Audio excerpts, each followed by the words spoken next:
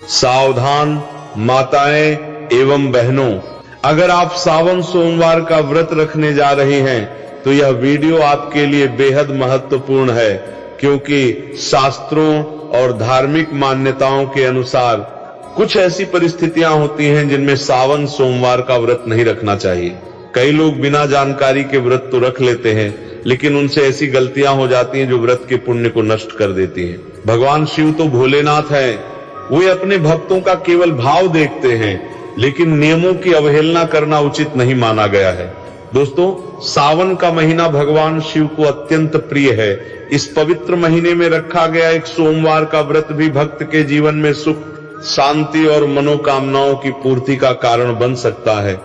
लेकिन क्या आप जानते हैं कि 5 प्रकार की महिलाओं को सावन सोमवार का व्रत रखने से पहले विशेष सावधानी बरतनी चाहिए। यदि वे बिना विचार किए व्रत रखती हैं तो उन्हें शारीरिक कष्ट हो सकता है और धार्मिक दृष्टि से भी व्रत का पूर्ण फल प्राप्त नहीं होता। आज की इस वीडियो में हम आपको बताएंगे कि वे 5 महिलाएं कौन हैं जिन्हें सावन सोमवार का व्रत रखने से पहले अवश्य सोच विचार करना चाहिए, किन परिस्थितियों में व्रत नहीं रखना चाहिए, और यदि व्रत न रख सकें तो भगवान शिव को प्रसन्न करने के लिए कौन सा सरल उपाय कर सकती हैं। भक्तों, वर्ष 2026 में सावन का पावन महीना 30 जुलाई दिन गुरुवार से प्रारंभ होकर 28 अगस्त तक रहेगा। यह महीना भगवान शिव और माता पार्वती की उपासना के लिए अत्यंत शुभ और मंगलकारी माना जाता है। इस वर्ष सावन के दौरान कुल 4 सोमवार व्रत आ रहे हैं जिनका विशेष धार्मिक महत्व है। पहला सोमवार व्रत 3 अगस्त को मनाया जाएगा, दूसरा सोमवार 10 अगस्त को, तीसरा 17 अगस्त को और सावन का चौथा तथा अंतिम सोमवार व्रत 20 अगस्त को होगा। सावन का समापन 28 अगस्त 2026 को हो रहा है, जो कि रक्षाबंधन का पर्व है। इसी दिन बहनें अपने भाइयों की कलाई पर रक्षा सूत्र यानी राखी बांधकर भाई बहन के अटूट प्रेम और विश्वास के त्योहार को मनाएंगी।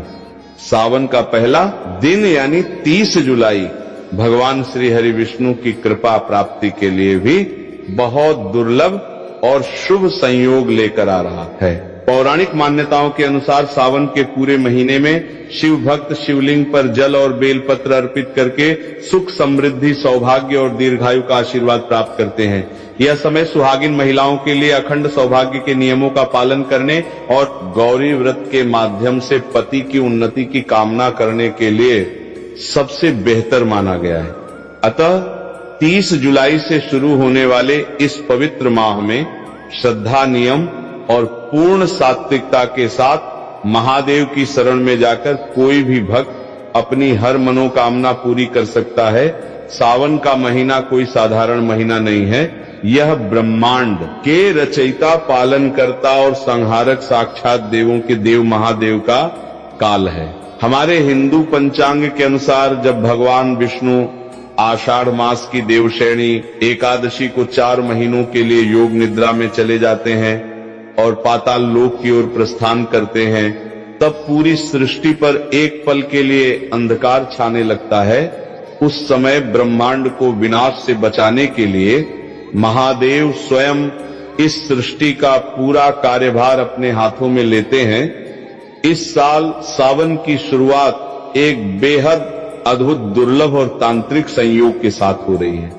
इस बार जितने भी सावन सोमवार पिया रच रहे हैं वे सभी अपने आप में तंत्र, मंत्र और अघोर शक्तियों को समेटे हुए हैं।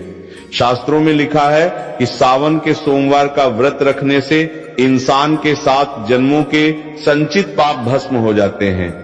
जो कुंवारी कन्याएं इस व्रत को रखती हैं तो उनकी कुंडली के सारे ग्रह दोष शांत हो जाते हैं और उन्हें साक्षात शिव जैसा ही वर प्राप्त होता है। जो विवाहित महिलाएं इसे रखती हैं तो उनके सुहाग पर आने वाली अकाल मृत्यु और यमराज की छाया भी दूर भाग जाती है।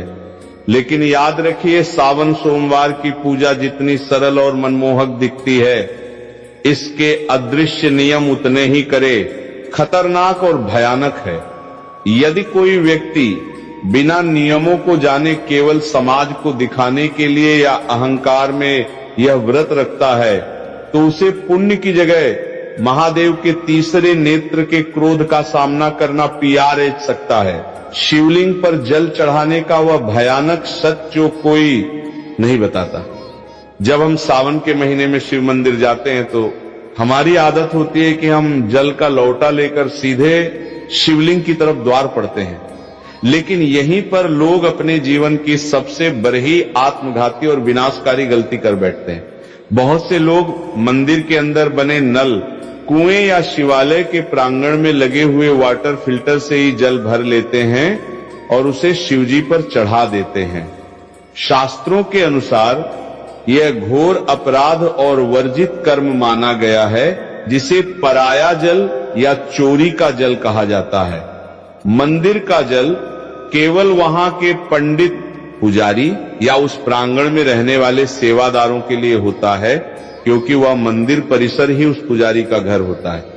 यदि आपका घर मंदिर की सीमा से बाहर है तो आपको हमेशा अपने घर की रसोई से, अपने घर के मटके या शुद्ध जल पात्र से तांबे, चांदी या पीतल के लोटे में जल भरकर ही मंदिर जाना चाहिए।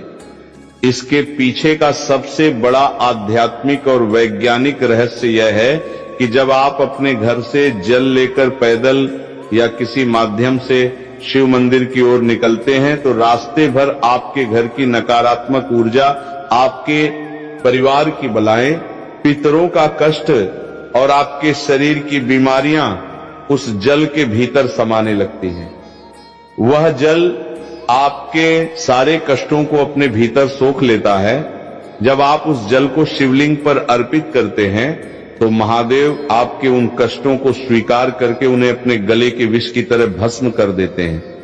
लेकिन यदि आप मंदिर का ही जल लेकर वहीं चढ़ा देंगे तो आपने अपने घर का कोई कष्ट महादेव को सौंपा ही नहीं। आपकी वह यात्रा अधूरी रह गई और उस पूजा का फल शून्य हो गया। शिवलिंग के गिरते जल के चमत्कारी और डरावने फायदे। शिवलिंग पर जब जल की अखंड धारा गिरती है तो वह शिवलिंग के नीचे बनी जलहरी से होते हुए एक निश्चित दिशा में बह जाती है। शास्त्रों में उस बहते हुए जल को साक्षात अमृत और शिव की अलौकिक ऊर्जा का महापुंज माना गया है। पहला कर नियम यह है कि जब आप जल चढ़ा लें तो उस जलहरी से बाहर बहते हुए जल को कभी भी भूलकर लांघना नहीं चाहिए, क्योंकि वह ऊर्जा इतनी तीव्र और तांत्रिक होती है कि यदि कोई साधारण इंसान उसे लांघता है तो उसके शरीर का चक्र बिगड़ सकता है और उसका मानसिक संतुलन तक हिल सकता है। लेकिन शास्त्र कहते हैं कि उस गिरते हुए जल को किसी मुसाफिर या भक्त को थोड़ा सा अपने पात्र में रोक लेना चाहिए। उस जल को अत्यंत पवित्र और चमत्कारी मानकर अपने घर ले आना चाहिए। यदि आपके घर में किसी छोटे बच्चे को या किसी बड़े बुजुर्ग को बहुत तेज बुखार आ गया हो, जिस पर डॉक्टरों की दवाइयां भी काम करना बंद कर चुकी हो, तो इस दिव्य जल के कुछ छींटे उस बीमार व्यक्ति के ऊपर मार दें या उसे 2 बूंद ये जल पिला दें। आप अपनी आंखों से देखेंगे कि महादेव की कृपा से वह भयंकर और जानलेवा बुखार भी मिनटों में गायब हो जाएगा। इतना ही नहीं, यदि किसी व्यक्ति की आंखों में हमेशा कीचड़ जाता हो या आंखें लाल रहती हो या जलन होती हो या उम्र के साथ आंखों की रोशनी धुंधली पड़ती जा रही हो, तो इस जल को सुबह सुबह अपनी आंखों पर पलकों के पास लगाना शुरू करें। धीरे धीरे आंखों का सारा भयंकर विकार दूर हो जाएगा और आपकी आंखों की रोशनी इतनी तेज होने लगेगी कि बरही से बरही बीमारी महादेव की कृपा से पूरी तरह साफ और चमकदार हो जाएगी। महा उपाय बेल की जरेज का ताबीज, तंत्र काट और खान पान का करहा पहरा। अब हम बात करेंगे कि घर के आंगन में जल छिड़कने का भयंकर तांत्रिक रहस्य शिवलिंग से लाए गए। उस बचे हुए जल को केवल पीना ही नहीं है, बल्कि इसका एक ऐसा प्रयोग है जो बड़े बड़े तांत्रिकों के होश उड़ देता है। यदि आप इस जल को अपने घर के आंगन में, घर के चारों कोनों में, तिजोरी के पास और मुख्य द्वार पर छिड़कते हैं तो आपके घर के आसपास मंडराने वाली भयंकर से भयंकर अदृश्य शक्तियां, भूत प्रेत, अतृप्त आत्माएं और नकारात्मक बाधाएं चीखते हुए उस स्थान को हमेशा के लिए छोड़कर भाग जाती हैं। अगर किसी दुष्ट व्यक्ति ने या आपके दुश्मन ने आपके घर पर कोई टोना, टोटका, मूठ करणी या तांत्रिक क्रिया की होगी, जिसके कारण आपके घर में बीमारियां और कंगाली रहती है, तो शिव जी के इस चरणामृत के स्पर्श मात्र से वह तंत्र उसी क्षण उल्टा घूमकर करने वाले पर वार कर देता है। घर की सुख शांति जो सालों से गायब थी, वो वापस लौट आएगी और घर में बरकत होने लगेगी।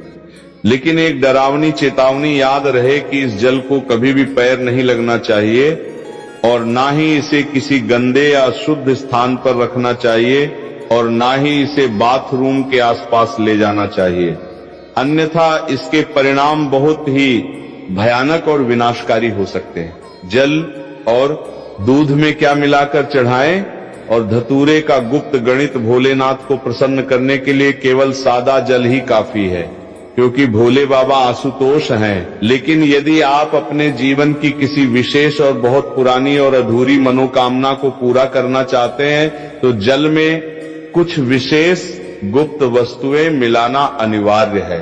सावन के महीने में यदि आप शिवलिंग पर गन्ने का ताजा रस या जूस चढ़ाते हैं, तो माता लक्ष्मी आपके घर में साक्षात बंध जाती है और दरिद्रता कितनी भी बढ़ी हो या कर्ज का पहाड़ कितना भी ऊंचा हो, वो महादेव के सामने घुटने टेक देता है। यदि आपको लगता है कि आपके घर में पितृदोष है या राहु केतु की महादशा चल रही है या बनते काम वक्त पर बिगड़ जाते हैं, तो जल के अंदर थोड़े से काले तिल मिलाकर नमः शिवाय का 108 बार जाप करते हुए शिवलिंग पर अर्पित करें। अब बात करते हैं शिव जी के सबसे प्रिय और खतरनाक फल धतूरे की। लोग अनजाने में पैरों से तोड़कर जितने मर्जी धतूरे शिवलिंग पर सजा देते हैं, जो कि पूरी तरह गलत और वर्जित है।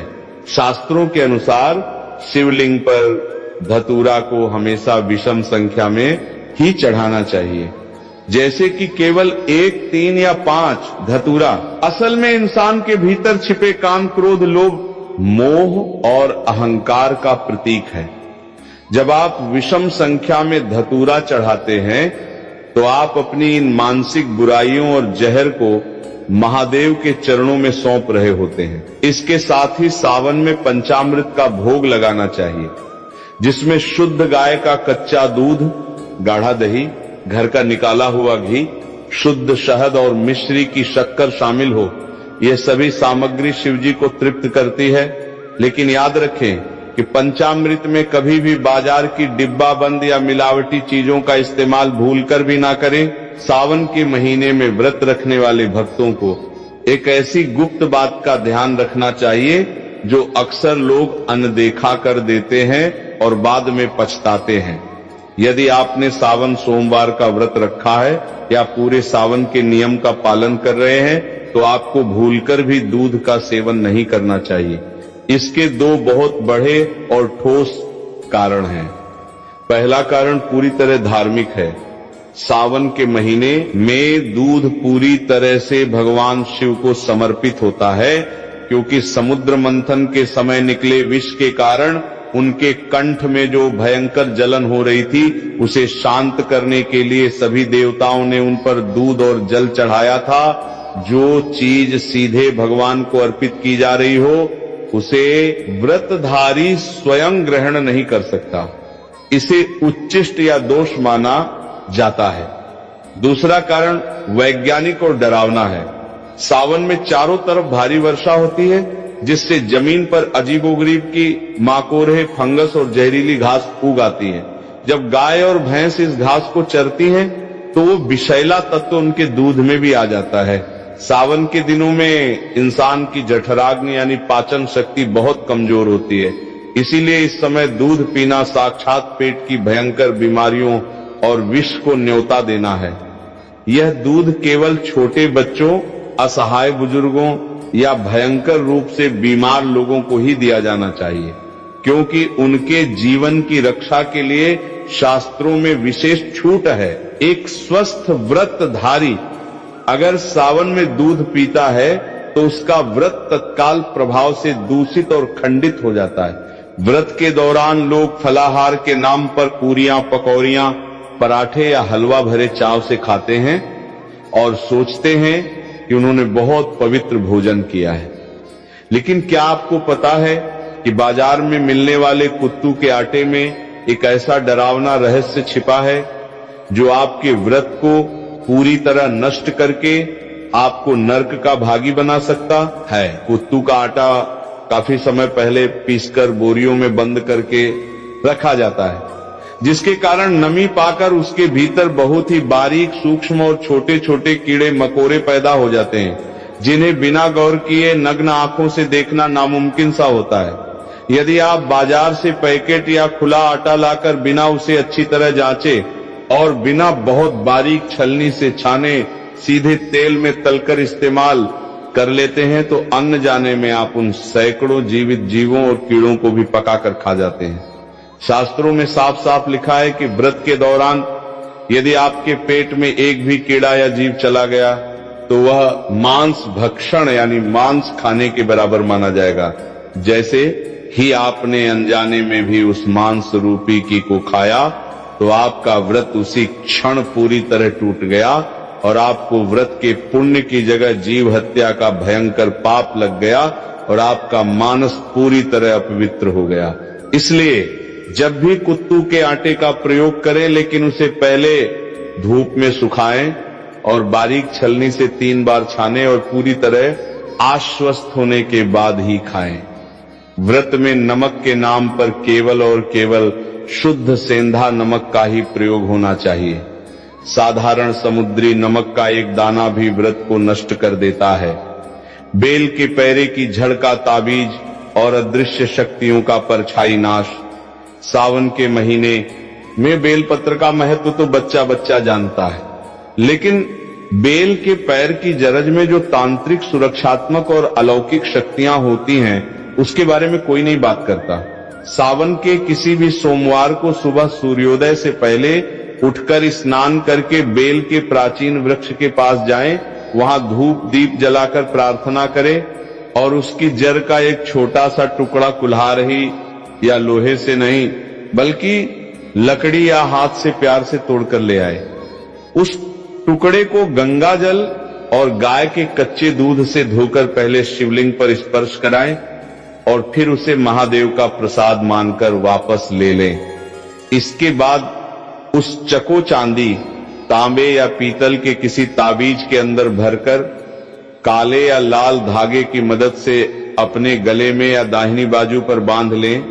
यह कोई साधारण लकर ही नहीं रह जाती, यह साक्षात महादेव का त्रिशूल और सुरक्षा कवच बन जाती है।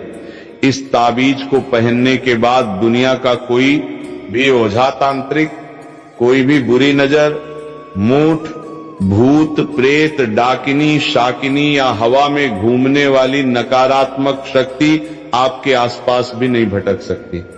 यदि आपको रात में डरावने सपने आते हैं, अचानक छाती पर वजन महसूस होता है या आपको लगता है कि आपके ऊपर किसी ने कुछ टोना कर दिया है, तो ये JRH उस पूरी बला को अपने भीतर सोख लेगी।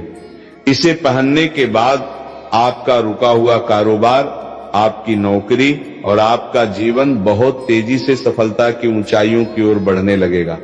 वैवाहिक जीवन के करे प्रतिबंध, वर्जित कर्म और महादेव की परीक्षा के संकेत और पति के रिश्ते का वह करवा सच जिससे व्रत सफल या निष्फल होता है। भगवान शिव और माता पार्वती इस पूरी सृष्टि के सबसे पहले, सबसे आदि और सबसे आदर्श पति पत्नी हैं।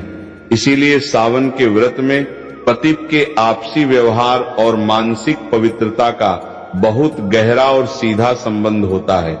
जो पति पत्नी सावन के महीने में या विशेषकर सोमवार के व्रत के दिन आपस में गाली गलौज करते हैं या एक दूसरे को नीचा दिखाते हैं, ताने मारते हैं या आपस में भयंकर लड़ाई झगड़ा और क्लैश करते हैं, उन्हें सावन का व्रत रखने का कोई अधिकार नहीं है।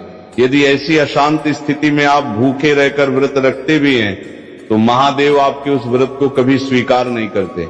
आपका भूखा रहना केवल एक शारीरिक प्रताड़ना और नाटक बनकर रह जाता है और आपके पुण्य की सारी ऊर्जा उसी क्षण नष्ट हो जाती है।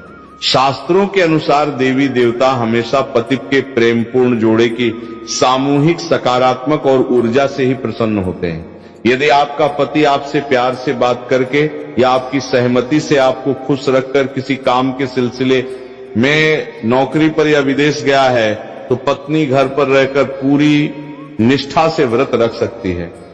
लेकिन यदि दोनों के बीच भयंकर क्लैश हुआ है, पत्नी रोते हुए और पति को गाली देते हुए अपने मायके जाकर बैठ गई है और वहां सावन का व्रत रख रही है, तो वह व्रत पूरी तरह निष्फल है। कोर्ट मैरिज और अधूरी शादी वाली महिलाओं के लिए शास्त्रों का करह निषेध। आज के आधुनिक और पाश्चात्य युग में बहुत से युवा कोर्ट में जाकर कागजों पर दस्तखत करके शादी कर लेते हैं और समाज में उसे ही अपना पूरा विवाह मान लेते हैं। लेकिन सनातन शास्त्रों, वेदों और हिंदू धर्म के अनुसार कोर्ट मैरिज एक पूरी तरह अधूरा और केवल कानूनी विवाह है, धार्मिक नहीं। जब तक पवित्र अग्नि को साक्षी मानकर वैदिक मंत्रोच्चार के बीच कन्यादान और 7 फेरे नहीं लिए जाते, तब तक वो विवाह आध्यात्मिक रूप से पूर्ण नहीं माना जाता। शास्त्रों के अनुसार ऐसी अधूरी शादी वाली महिलाओं को सावन का मुख्य और कर व्रत रखने से बचना चाहिए, क्योंकि जब तक विवाह के 7 फेरे पूरे नहीं होते, तब तक महिला को अपने पति के आधे पुण्य की प्राप्ति नहीं होती और ना ही वह धार्मिक रूप से अर्धांगिनी कहलाती है। यदि ऐसी महिलाएं व्रत रखना चाहती हैं, तो उन्हें पहले विधिवत रूप से भगवान शिव और माता पार्वती के सामने 7 फेरे या विवाह की रस्में पूरी करनी चाहिए, तभी उनका व्रत पूर्ण रूप से फलदायी माना जाएगा और उन्हें सौभाग्य की प्राप्ति होगी। कुंवारी कन्याओं और विवाहित महिलाओं के लिए शिवलिंग स्पर्श का रहस्यमय नियम। सावन के महीने में कुंवारी कन्याएं मनचाहा और संस्कारी वर पाने के लिए और शादीशुदा महिलाएं अपने पति की लंबी उम्र तथा अखंड सौभाग्य के लिए व्रत रखती हैं। लेकिन यहाँ भी एक बहुत बड़ा और सख्त नियम है, जिसे हर महिला को जानना बेहद जरूरी है। कुंवारी कन्याओं को पूजा करते समय भूलकर भी शिवलिंग का सीधा स्पर्श नहीं करना चाहिए। इसके पीछे का रहस्य बहुत ही गहरा है। शिवलिंग साक्षात महादेव की निराकार, अनंत और अत्यंत तीव्र ऊर्जा का केंद्र है। कुंवारी कन्याओं का शरीर और उनकी आंतरिक ऊर्जा इस तीव्र ब्रह्मांडीय प्रभाव को सीधे संभालने के लिए तैयार नहीं होती, जिससे उनके जीवन में अनजाने में मानसिक अशांति या स्वास्थ्य संबंधी समस्याएं आ सकती हैं। कुंवारी कन्याओं को हमेशा माता पार्वती की मूर्ति या शिवलिंग के नीचे बनी जलहरी का स्पर्श करना चाहिए और दूर से ही जल अर्पित करना चाहिए। इसके विपरीत जो महिलाएं विवाहित हैं, जिनका वैदिक विवाह पूर्ण हो चुका है, वे शिवलिंग का स्पर्श कर सकती हैं, उसे अपनी उंगलियों से चंदन भी लगा सकती हैं और उसकी अच्छे से सेवा कर सकती हैं। इन नियमों का पालन न करने से पुण्य की जगह दोष लग जाता है। सावन में मिलने वाले वह डरावने संकेत जो बताते हैं कि महादेव आपसे प्रसन्न है। जब आप पूरी निष्ठा कर नियमों और शुद्ध अंतःकरण के साथ सावन का व्रत रखते हैं, तो महादेव आपकी परीक्षा भी लेते हैं और साथ ही साथ आपको कुछ ऐसे दिव्य और अलौकिक संकेत देते हैं जिन्हें देखकर कोई भी साधारण इंसान डर के मारे कांप उठेगा। यदि सावन के महीने में अचानक आपके घर के भीतर, बेडरूम में या आंगन में कोई चमकीला काला नाग दिखाई दे या नाग नागिन का जोड़ा मस्ती करता हुआ दिखे, तो घबराकर चीखे मत, भागे मत और न ही किसी लाठी से उसे कोई नुकसान पहुंचाएं। यह इस बात का बेहद खतरनाक, अचूक और साक्षात संकेत है कि स्वयं महादेव के गण आपके घर की सुरक्षा करने आ चुके हैं। इसका मतलब है कि आपकी भक्ति पूर्ण रूप से सफल हो चुकी है और आपकी कोई बड़ी अधूरी मनोकामना बहुत जल्द पूरी होने वाली है। इसी तरह यदि सावन के दिनों में अचानक आपके घर के मुख्य द्वार पर कोई भूखी गाय आ जाए या साक्षात नंदी महाराज आकर खड़े हो जाए और अपनी पूंछ हिलाएं, तो समझ जाइए कि महादेव स्वयं नंदी पर सवार होकर अदृश्य रूप में आपके दुखों का अंत करने आए हैं। आपको तुरंत भागकर उन्हें हरी घास, गुड़ या शुद्ध भोजन कराना चाहिए और उनके माथे पर कुमकुम का तिलक लगाना चाहिए। सावन के महीने में किसी प्राचीन शिव मंदिर के भीतर अचानक दीवार पर छिपकली का रेंगते हुए या आपके सामने गिरते हुए दिखना भी बहुत ही दुर्लभ और शुभ संकेत माना जाता है। यह अचानक होने वाले धन आगमन और कर्ज मुक्ति का अचूक प्रतीक है। भीमराज और काली मधुमक्खी का रहस्यमय और तांत्रिक आगमन सावन के महीने में कई बार हमारे घरों में काले रंग का एक बरहा सा उड़ने वाला जीव आता है, जिसे ग्रामीण भाषा में कुछ लोग भीमराज कहते हैं या काली परही मधुमक्खी यानी भंवरा कहते हैं। इसकी गूंज बहुत तेज होती है। यदि ये जीव अचानक आपके घर में आकर कानों के पास गूंजने लगे या आपके पूजा घर में रखे दीपक के आसपास चक्कर काटने लगे तो डर कर उसे मारें नहीं, यह साक्षात माता दुर्गा के ब्राह्मणी रूप के आगमन का संकेत है। शास्त्रों में भंवररे और काली मधुमक्खी को माता ब्राह्मणी और मां दुर्गा का दूत माना गया है।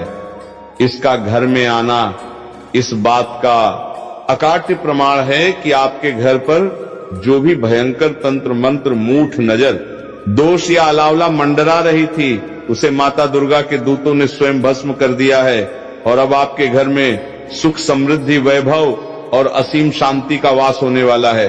महादेव को 56 भोग या सोने चांदी के बर्तनों की आवश्यकता नहीं है, वे तो केवल सच्चे भाव और जल के भूखे हैं। लेकिन जब आप अपनी श्रद्धा से उन्हें भोग लगाते हैं तो आपको शास्त्रों में लिखी सही विधि का पता होना चाहिए। सावन में शिव जी को कभी भी बाजार की मिलावटी केमिकल युक्त या खोए की कृत्रिम मिठाइयों का भोग ना लगाएं।